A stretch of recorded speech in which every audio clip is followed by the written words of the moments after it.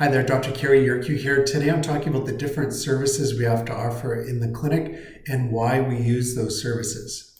So the primary service that we have to offer in the clinic is chiropractic adjustments. And the chiropractic care that we do is hands-on, and we do use instruments to do the adjustments as well, depending on what's going to work better for the patient.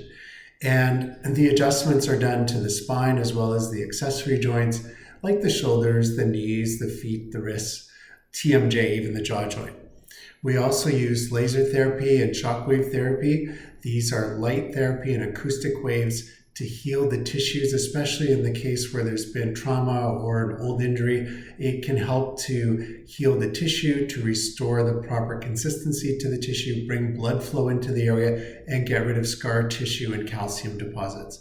And the last thing is orthotics. We do orthotics and custom orthopedic footwear in the clinic to restore alignment, deal with foot problems, and cushion the feet to shock absorb for the ankles, the knees, the hips, and the low back. So if you're looking to improve your health and you live in the Kelowna area, we are accepting new patients, no doctor referrals needed, and we bill directly to insurance, including ICBC. Booking an appointment is really easy. You just have to call the number here or message us.